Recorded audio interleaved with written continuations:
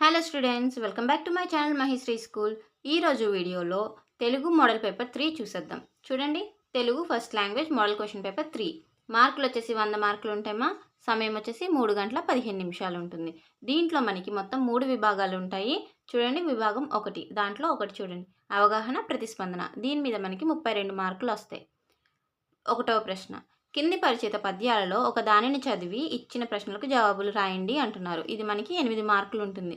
మనకు పద్య భాగం నుంచి 2 పద్యాలు అయితే ఇస్తున్నారు, దాని మీద ప్రశ్నలు ఇస్తున్నారు. రెండిట్లో ఏదో ఒకటి మీకు వచ్చింది రాయొచ్చు. చూడండి, దీని మీద ఒక పద్యం అయితే ఇచ్చారు, దానిపైన ప్రశ్నలు అడుగుతున్నారు. దాని మీదకి మనం సమాధానం రాయాలి. లేదా ఇంకొక పద్యం ఇచ్చారు, ఇంకొక పద్యం మీద కూడా మనకి కొన్ని ప్రశ్నలు అయితే అడుగుతున్నారు. మొత్తం 4 ప్రశ్నలు అయితే అడుగుతారు. ఆ 4 ప్రశ్నలకి మనం సమాధానం రాయాలి. చూడండి, ఆ పద్యానికి 4 ప్రశ్నలు ఇవి. నెక్స్ట్ 2వ ప్రశ్న, కింది పరిచిత గద్యాన్ని చదివి ఇచ్చిన ప్రశ్నలకు జవాబులు రాయండి. ఇది మనకి 8 మార్కులు ఉంటుంది. గద్య భాగం నుంచి మనకు ఒక పారాగ్రాఫ్ అయితే ఇస్తారు. దాన్ని పూర్తిగా చదివితే మనకి ప్రశ్నలకి సమాధానం ఏం రాయాలనేది బాగా అర్థమవుతుంది. చూడండి, దీని మీద ప్రశ్నలు 4 ప్రశ్నలు ఇచ్చారు. ఈ 4 ప్రశ్నలకి మనకి 8 మార్కులు అనమాట. నెక్స్ట్ 3వ ప్రశ్న, రామాయణం నుండి ఇచ్చిన కింది వాక్యాలు ఏ ఏ కాండలకు చెందినవో వాక్య రూపంలో రాయండి. దీంట్లో మనకి 4 వాక్యాలు అయితే ఇస్తారు రామాయణం మీద. అవి ఏ కాండలకు చెందినవో రాయాలి. ఇది మొత్తం మనకి 8 మార్కులు ఉంటుంది. చూడండి, 4వ ప్రశ్న, కింది ఉత్తరం చదివి ప్రశ్నలకు సమాధానాలు రాయండి అంటున్నారు. మనకి ఇక్కడ ఒక ఉత్తరం అయితే ఇచ్చారు. ప్రియమైన స్నేహితురాలకి రాయమని చెప్పేసి, మిత్రురాలు కానీ మిత్రుడికి కానీ ఒక దీని మీద మనకి కొన్ని ప్రశ్నలు అడిగారు, 4 ప్రశ్నలు. ఈ ఉత్తరం పూర్తిగా చదివితే మనకి ఆ ప్రశ్నలకి జవాబు ఎలా రాయాలో అర్థమవుతుంది. ఇది మొత్తం మనకి 8 మార్కులు ఉంటుంది. చూడండి, ప్రశ్నలు అయితే మనకి ఇలా అడుగుతారు. ఓకేనా. విభాగం 2, చూడండి, వ్యక్తీకరణ సృజనాత్మకత. మొత్తం 36 మార్కులు ఉంటుంది ఇది మనకి. కింది ప్రశ్నలకు 4-5 వాక్యాలలో సమాధానాలు రాయండి అంటున్నారు. ఇందులో మనకి 3 ప్రశ్నలు ఉంటాయి. 3, 4, 12 మార్కులు. 5వ ప్రశ్న, యుద్ధ విజేత పాఠ్యభాగ కవి నేతల ప్రతాప్ కుమార్ గురించి రాయండి. 6, వ్యాసం ప్రక్రియ గురించి రాయండి. 7, మంధర పాత్ర స్వభావం గురించి రాయండి. నెక్స్ట్, ఈ కింది ప్రశ్నలకు 8 నుండి 10 వాక్యాలలో సమాధానాలు రాయండి.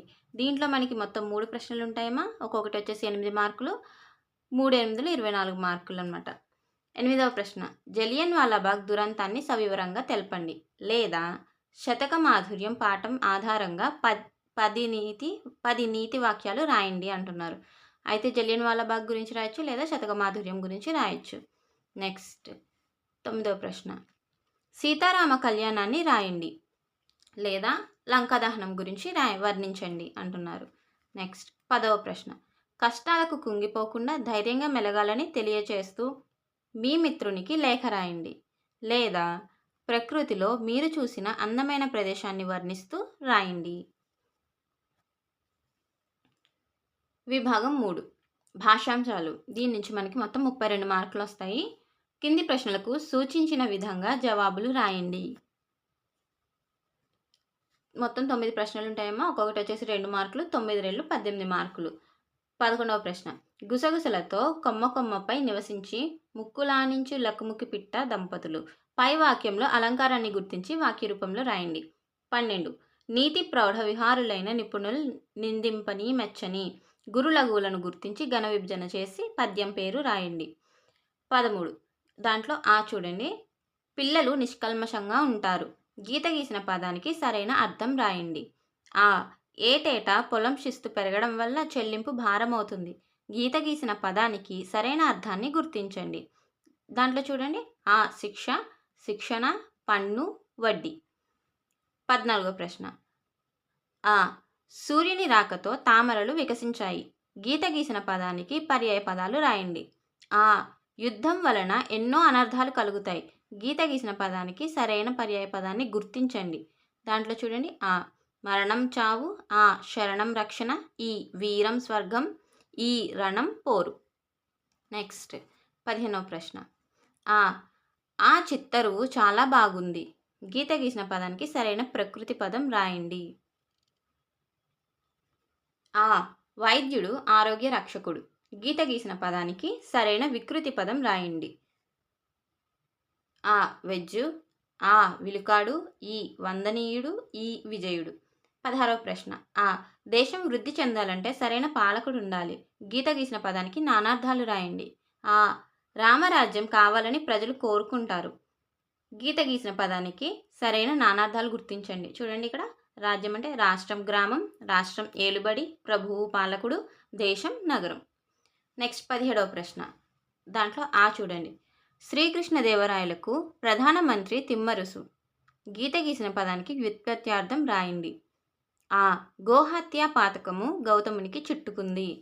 గీత గీసిన పదానికి సరైన వ్యుత్పత్త్యార్థం గుర్తించండి. లెస్సగా చేయబడినది ధర్మం, పతనానికి కారణమయ్యేది పాపం, మరణంతో కూడినది యుద్ధం, పానము చేయదగినది నీరు.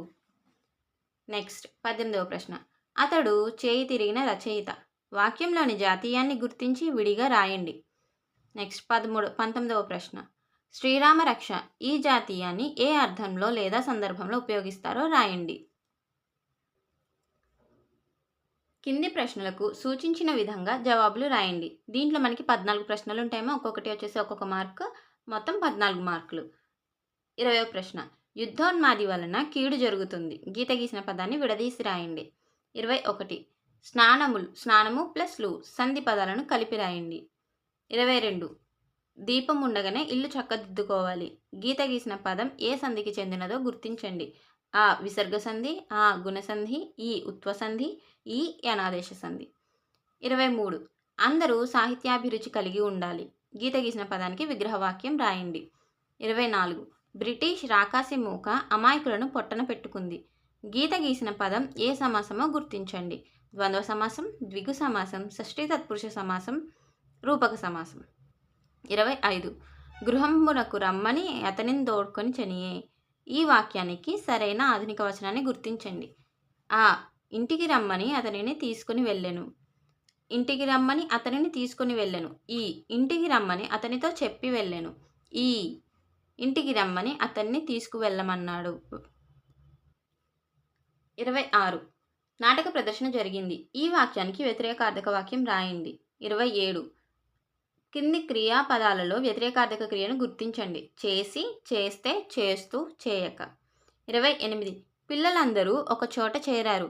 పిల్లలందరూ బొమ్మలతో ఆడుకుంటున్నారు. ఈ సామాన్య వాక్యాలను సంశిష్ట వాక్యంగా రాయండి. నెక్స్ట్ 29. ఎల్లమ్మ పండ్లను అమ్మింది. సరైన కర్మని వాక్యాన్ని గుర్తించండి. ఎల్లమ్మ చేత పండ్లను అమ్మిస్తారు. ఎల్లమ్మ చేత పండ్లు అమ్మబడ్డాయి. ఎల్లమ్మ పండ్లను అమ్మలేదు. ఎల్లమ్మ పండ్లు కూడా అమ్ముతుంది. నెక్స్ట్ 30. మీరు మా ఇంటికి రావచ్చు. ఇది ఏ రకమైన సామాన్య వాక్యమో రాయండి. 31. అలవాటును అదుపులో పెట్టుకోవాలి. ఇది ఏ రకమైన సామాన్య వాక్యమో గుర్తించండి. సామర్థ్యార్థకం, విద్యార్థకం, ఈ శత్రార్థకం, ఈ నిశ్చయార్థకం. 32. వాన వస్తుందో రాదో. ఇది ఏ రకమైన సామాన్య వాక్యమో రాయండి. 33. జీవని బొమ్మలు వేయగలదు.